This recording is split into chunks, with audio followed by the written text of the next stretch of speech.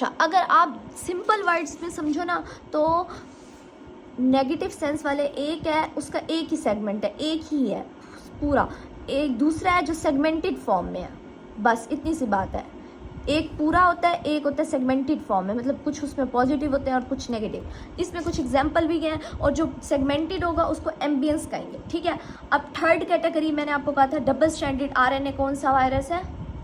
रियो virus double stranded RNA है। Rota virus जिसमें होती है एग्जाम्पल, ये वही वाली हो गई। थर्ड कैटेगरी ये है। फोर्थ कैटेगरी में हम रिट्रो को कर देते हैं, जो कि अच्छा मैंने पिछली वीडियो में मतलब मैंने कुछ देर पहले ये तो नहीं कहा डबल स्टैंडर्ड रिट्रो वायरस, मतलब शायद मैंने गलत कह दिया, मुझे ऐसा लग रहा है, होप सुना का। अच्छा, एक MCQ ये है, रिट्रो वायरस वाहिद वायरस है जो डिप्लाइड होते हैं, मतलब 2N वाले। आपको हिप्लाइड और डिप्लाइड का पता होगा, बचपन से पढ़ते आ रहे हो, ठीक है। ये MCQ आ सकता है।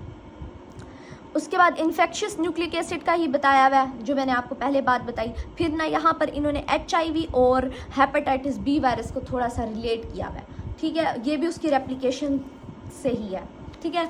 इसको आप ज़रा रीड आउट कर लो, ये वही बातें जो मैं बता के आई हूँ। अच्छा, अब आप लोग ये देखो, मैंने आपको कहा था कि पहले अटैचमेंट भी हमने पढ़ ली, हमने अनकोटिंग कर ली। अनकोटिंग को फेवर हमने किस में किया था? लो pH होगी तो कोटिंग हो जाएगी। उसके बाद अर्ली वायरल मैसेंजर RNA साइंथिसिस होगी। अर्ली वायरल RNA वो RNA जो अपने जैसा, मैंने कहा था जब भी कोई जिनोम, जब भी कोई वायरस, ऐसे उलट कर लेती हूँ अपना और पेज ज़ाया नहीं करती, जब भी कोई हमारा ये होस्ट सेल है फॉर एग्जांपल, और इसमें क्या आया? वायरस का जब जिनोम आता है उसके दो पर्पज़ होते हैं, अपने जैसे वायरस बनाना और मैसेंजर RNA बनाकर लेट प्रोटीन्स बनाना, वो प्रोटीन्स जो कैप्सिड बनाएं, ताकि जब कैप्सिड बन जाए, इसी की बेस पर हमने पॉजिटिव सेंस और नेगेटिव सेंस भी याद करना, ये इस बेस पे हमने कहा था, ठीक है।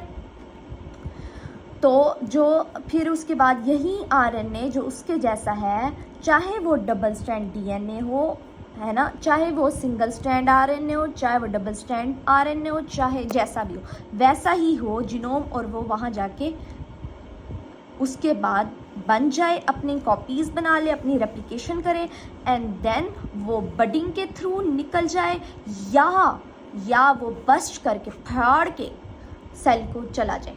ये इसकी लाइफ साइकिल थी। हमने पढ़ लिया अटैचमेंट भी, पेनिट्रेशन भी, अनकोटिंग का पूरा पढ़ लिया। उसके बाद हम आ गए अपने वायरल की प्रोटीन साइंथिसिस पे आ गए। मैंने आपको ये बताया कि उसने क्या बताई, अपनी अर्ली प्रोटीन्स बनाई, जिसने उसके जैसा जिनोम भी बना लिया, ठीक है। उसके बाद लेट प्रोटीन्स बनी, वायरल प्रोटीन प्रोसेसिंग। इसमें क्या बात, ये वही वाली बात है, ये वही पैराग्राफ है जो मैंने आपको बताया था। मैं आपको बताती हूँ ये पैराग्राफ। अच्छा, इसमें मैंने आपको कहा था जब वायरस का जिनोम न्यूक्लियस में गया, मैसेंजर RNA अपना बनाया, उसने वो गया राइबोसोम के पास। राइबोसोम ने क्या बताई, राइबोसोम ये है, मैसेंजर RNA उसके पास गया, पॉजिटिव मैसेंजर RNA उसके पास गया, और उसने क्या बनाई? पॉलीपेप्टाइड बनाई। पॉलीपेप्टाइड को प्रोटीएज से ब्रेक करेंगे और वो प्रोटीन बन जाएगी, ठीक है। इसमें एग्जाम्पल उन्होंने दी हुई है HIV की।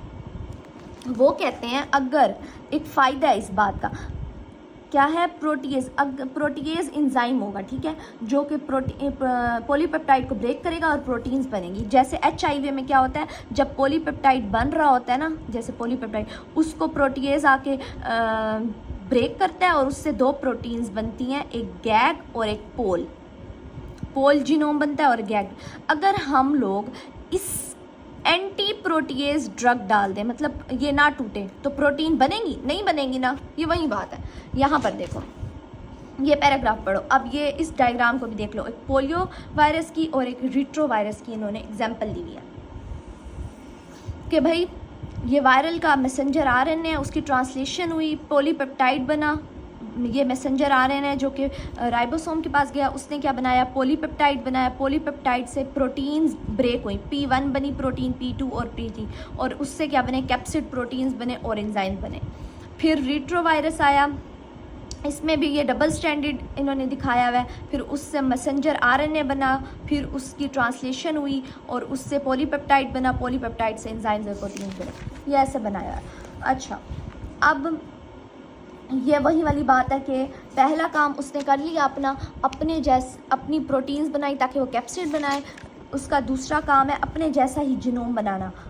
इस चीज़ को हम प्रिंसिपल ऑफ कम्प्लीमेंट्री कहते हैं। प्रिंसिपल ऑफ कम्प्लीमेंट्री का मतलब मैं आपको बताती हूँ। एक काम कर लिया मैसेंजर आरएनए वाला, दूसरा काम किया हुआ जो हमारे पास वायरल जीनोम था ना, वायरल जीनोम, उसने अपने जैसा जीनोम बनाना है। लेकिन वो अपने जैसा कैसे बनाएगा? पहले तो वो अपने जैसा एक टेम्पलेट, फॉर एग्जांपल ये पॉजिटिव था, positive messenger RNA, positive genome था हमारे पास जो आया, ठीक है। उसने क्या बनाया? पहले नेगेटिव बनाया, वो करेगा एज अ एक टेम्पलेट, फिर वो इसके जैसा बहुत सारे बनाएगा, बहुत सारे बनाएगा और वो पॉजिटिव होंगे। हमने तो पॉजिटिव ही बनाना है क्योंकि वायरस का अपना, फॉर एग्जांपल पोलियो वायरस है, पोलियो वायरस कौन सा होता है?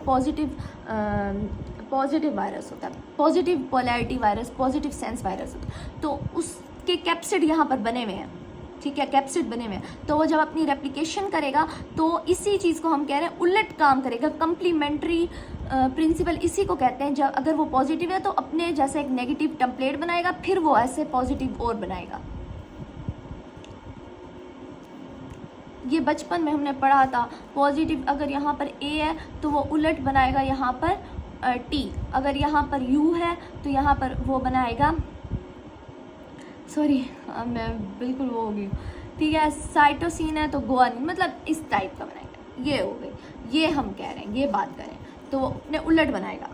तो ये वही बात होगी कम्प्लीमेंट्री। और इसमें एग्जांपल ये इन्होंने दी हुई है पोलियो वायरस, रिट्रोवायरस की और हेपेटाइटिस बी वायरस की, आप लोग पढ़ लेना। उसके बाद अब अगला स्टेप क्या है? वो असेंबली अपनी चीज़ों को इकट्ठा करेगा। कैप्सिड भी बन गया उसका और उसका अंदर वाला जीनोम बन गया। अब वो उसने अपने आप को इकट्ठा किया। इसमें उन्होंने एग्जांपल साइटोमेगालोवायरस की दी है, मैं उसकी बताती हूँ, उसमें थोड़ी एक्सेप्शन है, ठीक है। उसके बाद उसने अपनी रिलीज़ करना है अपनी प्रोजेनी को, या बडिंग के थ्रू करेगा या बस्ट करेगा।